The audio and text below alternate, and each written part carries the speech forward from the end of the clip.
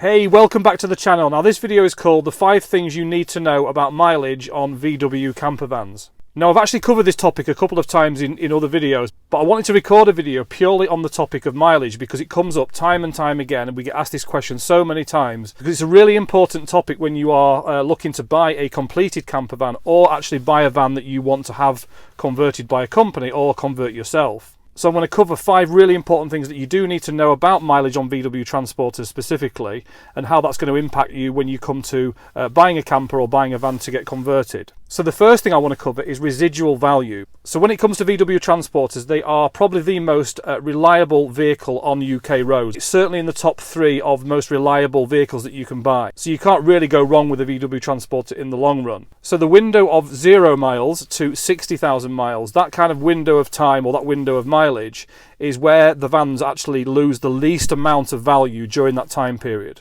Okay, so if you're buying a van between 0 and 60,000 miles, that van is going to uphold its value really well. Okay, after 60,000 miles, they start to obviously depreciate. I mean, all vehicles depreciate as soon as you buy them. But some vehicles depreciate much quicker than others. So VW transporters will start to lose their value a little bit quicker after they've reached the 60,000 mile range. Okay, but that is not a reason to not buy one over 60,000, and I'm going to cover that in a couple of minutes. So when you buy any vehicle, obviously depreciation is something that you do need to take into account. You do need to think about reselling the vehicle, especially if you're going to buy a camper and maybe only have it for a couple of years and then maybe resell it. So obviously mileage does come into that kind of picture of the depreciation, so it does have to be considered for that reason.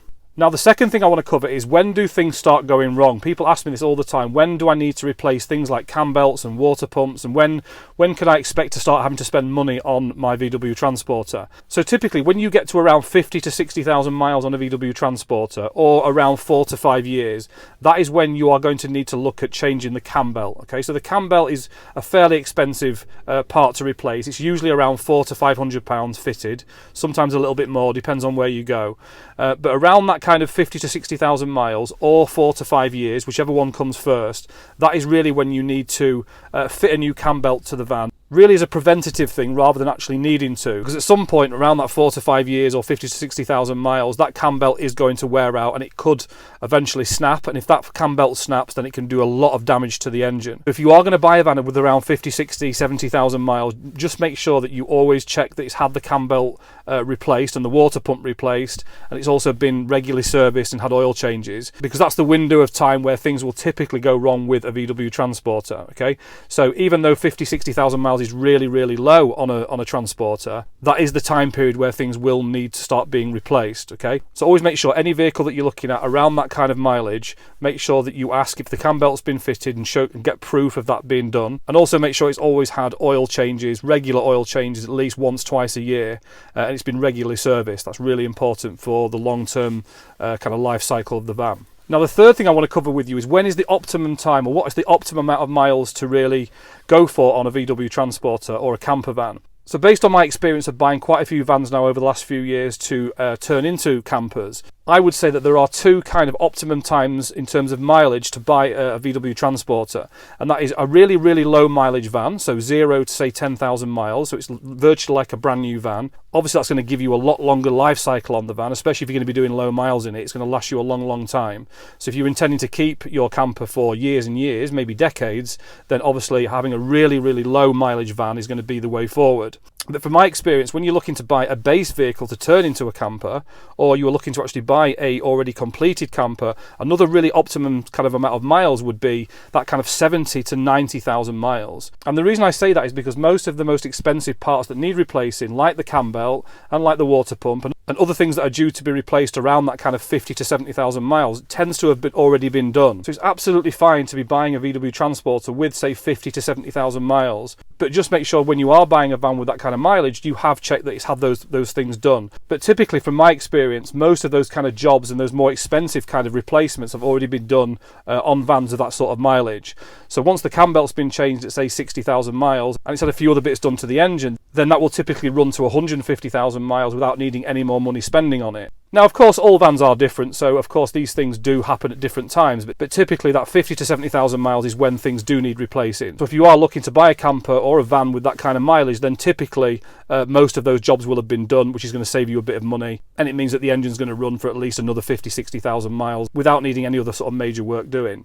Now, the fourth thing that I want to talk about is how you are going to be using your camper, okay? Because this really does need to be considered when you are looking at the mileage of the camper that you're going to buy or the van that you're going to have converted. Because a lot of people that we speak to are selling a second vehicle, a second car in their family, and then they're buying or replacing that car with a camper van, and then they intend to use the camper van as a daily driver, as a vehicle they're going to use every day. And if that is the case, of course, you do need to consider that when you look at the mileage, because if you're going to be using it as a second vehicle and you're going to be doing, say, 10, 12, 15,000 miles a year in that camper van, that's going to be racking the miles up a lot quicker. Therefore, work's going to be needed to be done on that van more often, just because of the upkeep and the wear and tear. So if you are going to be using your camper as a second vehicle, I would advise to try and get one with a little bit less mileage, just because you're going to be putting more miles on it as you're going to be using it every day. Now, of course, if you're buying a camper purely to be a camper and to go away on weekends, or maybe just the odd weekend every now and again, then of course the mileage that you're going to put on the van is going to be very, very minimal.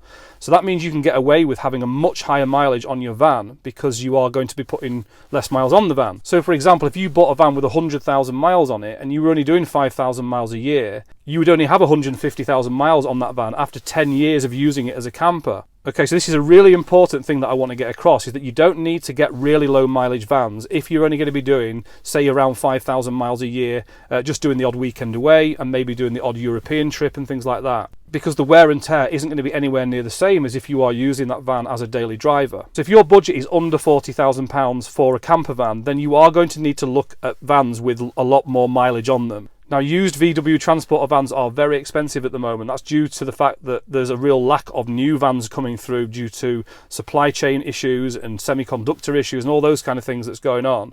So that means there's less new vans coming into the market, which means people having to buy used VW transporters. So that has caused the price of them to go up. Okay, so if you're looking for a brand new converted VW transporter, you want it with low mileage and you want the tailgate and you want all these boxes ticking, then that's going to really put the price up. Okay, so you have to be realistic that if you have only got 30,000 or 35,000 to spend on a VW camper, you are going to need to look at vans with really 70 to 100,000 miles on them. But again, this just is not a problem if they've been well looked after and they've been well serviced, because VW transporters are workhorses. Okay, they will last for years and years if they are well looked after and regularly serviced. So that leads me on to the fifth and final thing that I want to talk about, and that is how long will a VW transporter van last if it's well looked after.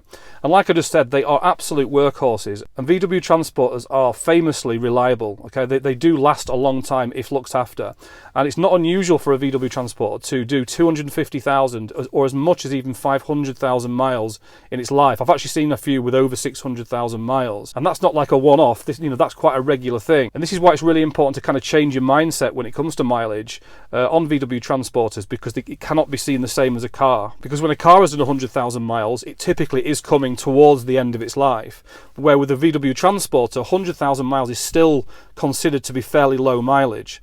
Okay, especially if it's going to go on and do 500,000 miles. So try not to sort of dismiss camper vans that you come across that you really like, that tick all the boxes, but you then avoid them because they've got 100,000 or 120,000 miles on them, because that should not be a reason not to buy that van, as long as it's got really good solid service history, it's been well looked after, the cam belt's been changed, it's just had some good love and care given to it over its kind of lifetime. But I would add to that I would try and avoid going for vans that have been used as a builder's van, or it's been used to lift heavy machinery or bricks or things like that, because that is going to have an impact on the chassis and the suspension and things like that, and it's going to have more marks and dents. So if you can find a camper that's been used for just maybe deliveries, or it's been used as a combi, as a day van for like a family van, now they are the perfect kind of base vans because they haven't been pushed too hard throughout their life, and they will of course last longer because of that. Okay, so that's the 5 things that you really must know about mileage on VW camper vans. I really hope that's been helpful to you. If you've got any questions for me or you've got any comments, please put them below the video. Make sure that you subscribe to our channel if you haven't already. Give us a quick like as well so we can spread this video and help more people through our channel. And also make sure that you hit the notification bell so you don't miss any of our future videos. And I look forward to seeing you in the next video.